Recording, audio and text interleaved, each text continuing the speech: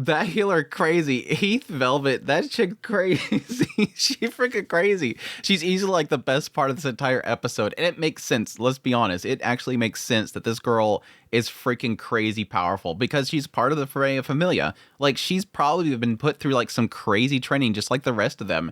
And yes, like she says, it's expected that if you heal, you're going to get attacked. And again, being a part of one of the biggest and strongest guilds or familias, of course she's going to get attacked, and of course she's going to be trained to be able to fight back. She's like basically a battle healer. She's basically a battle healer. But I love that whole segment. That was like easily the best part. Just them coming in there, wasting all their magic items on them and all the magic weapons, and then her basically undoing it all. Just this massive heal. Then they come after her, and she's literally like, yeah, as expected. Let's go. Let's go. The healer just like, I was going to say the healer takes off the gloves and goes at it, but no, she literally just, she lost everything. She's literally down to their ponzu and she's like, she don't care. She just beat the crap out of everybody. Just use it as a shock factor. Use it as a way of like distracting them, but she just goes in there and just completely wrecks. I love that like most of the fan service in this season is literally just the healer randomly out of nowhere. Granted, a lot of people's losing clothes in this battle, but yeah, overall, episode 11, a decent episode. I will say that it kind of went by fast. Like, it's one of those episodes that, like, okay, that's it. All right, cool. Now, granted, 3.5 minutes of the entire episode's wasted to recap in the end of the last episode. I don't know what they were. I guess they didn't have enough to fill out an entire episode. So they're like, I will just take the end of the previous episode and just stick it at the beginning. It is what it is. It's not that big of a deal, but at the same time, it did feel very short, and that's probably why it was a shorter episode. But no, overall, decent episode. I will say there's a side of me that's kind of frustrated that they went the route that they did. It's the idea that, okay, this whole idea of this entire game is to equalize it. The way that they were going to equalize it is instead of having it to be an all-out actual battle, they were doing this hide-and-seek thing. That way, there's sort of a strategy to it that you can kind of bypass actual head-to-head combat.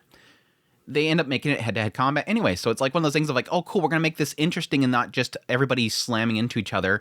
And again, as expected, they're not going to be able to one-on-one beat Freya's Familia. So it ends up turning into it anyways. But it technically makes sense to a couple things here. Okay, why would it just turn into a battle? Because Hedden/Freya, they planned it out this way. As a strategist, okay, the whole idea here is equalizing with the hide-and-go-seek thing.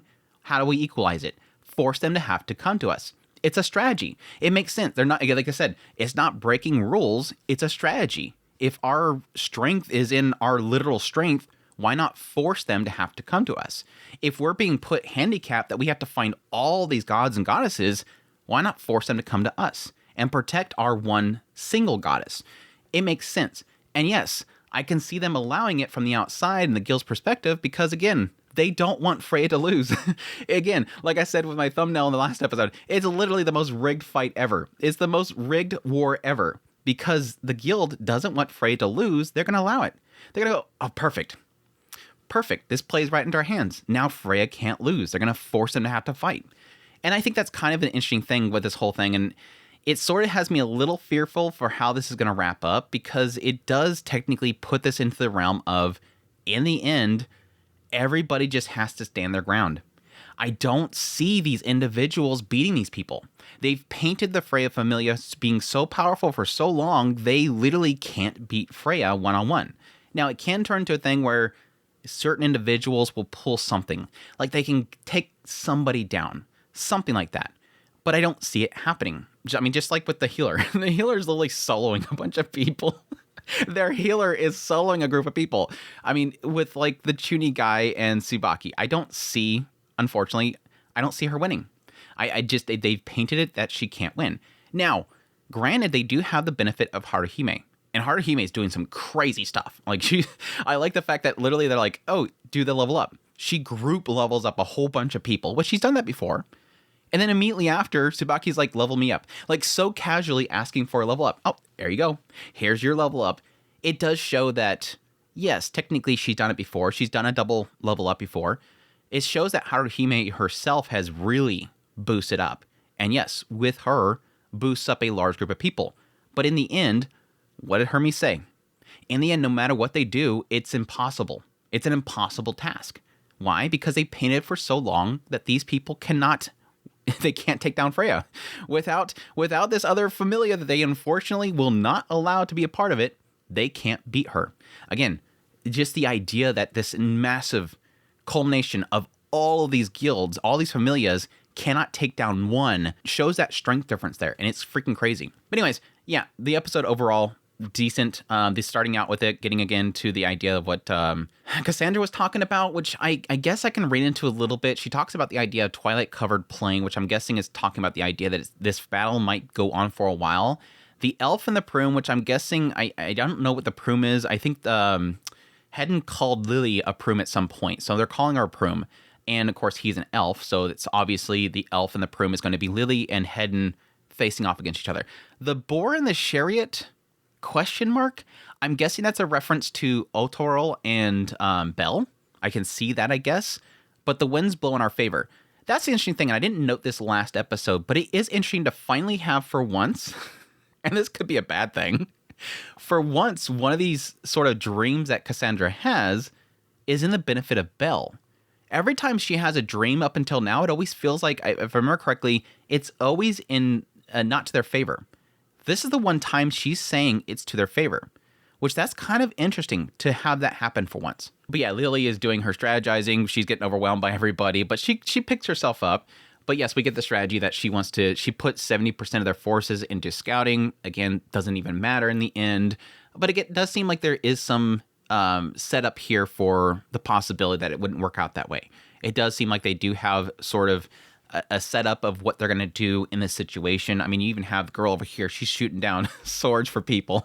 So there's a strategy if they do have to face off against them. And I think that what that ends up turning into is the unfortunate thing here is that it looks like it's just going to come down to Belle. As per usual, unfortunately, it just seems like it all comes down to Belle. Because again, I don't see any of these individuals being able to beat them. And so it does turn into Belle having to go in there with a one-shot hit on Ottar and then get to Freya. Now, of course, as we see, that doesn't work out.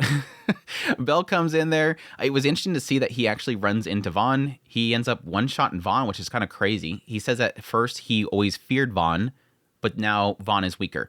And I'm wondering if that's an aspect because Belle himself has grown to not be fearful of Vaughn anymore, or is the idea that he just leveled up? Like, yes, technically before this, he got leveled up, and then he's going in there, and now he's much faster than Vaughn. Don't know. But yes, he ends up facing off against Ottar. Ottar says you can take a hit. I'm wondering if that was a mistranslation or something there. Because Ottar is literally like, you can get one hit. And I'm like, okay, that works because he's got this, charged up ability. He's ready to go. No, it was, let's see whose attack hits who. And it does seem like it does shake up Ottar a little bit. Like he's like, yeah, we look like we're pretty evenly, but based on your level, then it looks like you came out on top, which is pretty interesting, which I makes sense because Ottar, I believe, is much higher, maybe 2 levels above Belle. And if he was able to stand equal with them, that shows that Belle's attack was stronger. But either way, yeah, it fails. Ottar starts beating the crap out of him. Interesting that at some point Belle, begs him to stop.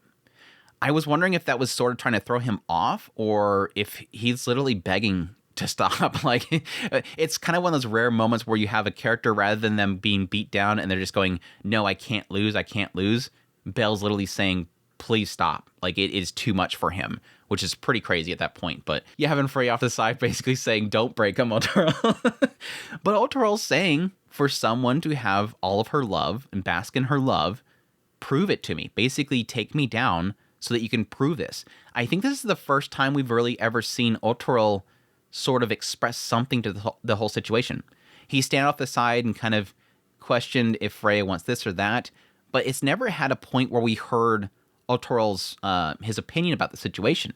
Right here, it almost feels like he is, I don't know, I sense a frustration. I sense an anger from Ottar right here. He's not saying, Belle, you're an idiot and you're messing everything up. He's just literally saying, hey, make yourself worth it. If she's so obsessed with you, show it to me that you're worth it, which is kind of interesting. But yeah, while he's getting beat around, of course, we see a lot of characters, and they're all not liking the situation. But Osvi at some point gets up, which was interesting because I didn't note that last episode, but I felt like Osvi was going to join in some ways. And we had that conversation with Hermes and Osvi last episode where again, he said that no matter what, it's impossible. They can do all this stuff, but, and I thought that that but was going to be that he has Osvi get involved somehow, and that could be using her abilities to maybe trick the situation. And right there, yes, she's technically been with Hermes the entire time, so I don't know necessarily that his whole idea of what possibly could help was her. Even here, he's questioning her leaving. So I don't know that that idea that he had was for her to do something, but she does want to get involved at this point. So it is interesting to see that she is able to join at that point, but we'll see what she can do. I'm guessing she's going to get in there, grab Bell, pull him out of the situation, let him recover a little bit before he goes back in. But I'm still stuck on the idea that I think in the end what's going to turn out is I think everybody's going to hold the line, and then at some point Bell's going to have to possibly recover, go back in there, see if he can overcome Ottar the second time. But I think in the end what's going to happen is when they do get to Freya, and this is my prediction of what Bell was trying to tell Lily at the beginning, I think in the end what's going to happen is that that's not Freya up there. I'm absolutely convinced that who's sitting on that throne up there is not Freya. I think what she's going to do is do her little change of appearance and get out of there. I'm not sure how many people know that she can do that. I'm not thinking many people because I don't believe they've ever brought this up until this season. This has sort of been that, I mean, I think there's a good chance that if anybody knew that she could shapeshift, the whole idea of the mystery around who Seer is would have been demolished a long time ago. I think this is really the first time we're learning about that, and Belle knows about it. And so there is a good chance here that Freya's not there. I don't think that's Horn sitting there. That's the other question mark. Is it Horn sitting there? Were they able to get her to regain consciousness, and she's now a part of it? I don't know. Now, Heath is there, so she's not technically at Horn's side anymore healing her, but technically she doesn't need healing anymore. She said that she's healed her already, and she's just still unconscious. I don't know. We'll see.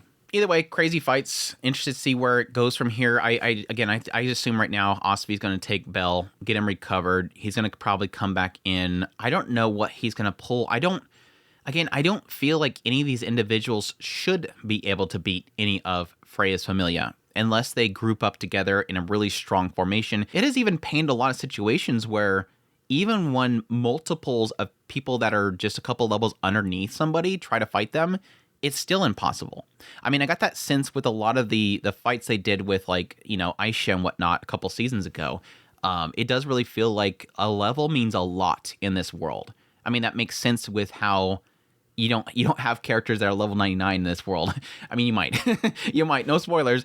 You don't have characters that are like, 50, 60, 90. It's like you have people that are between 1 and 7 here. I mean, it's a massive difference between each of these levels. So I don't really know that a lot of them can really kind of overcome these situations. It's going to turn into having to do a rug pull. It might be a situation where, despite the fact that Lily's constantly over here going, panic, panic, what are we going to do? Oh, Keikaku. The Keikaku comes out of nowhere, and Lily's always been planning this. They could always do that, but I'll be interested to see how they can kind of rug pull the situation, but we'll see. But that's my thoughts on episode 11. Hope you guys enjoyed this video. As always, if you did, hit the like button down below, comment, let me know about the episode. Again, no spoilers down there for the light novel. Don't need to hear it. If you're new here, make sure to subscribe. If you leave, like this content, you want to support channel more, I have links in the description below. Greatly appreciate it. Until next time, I'll take care.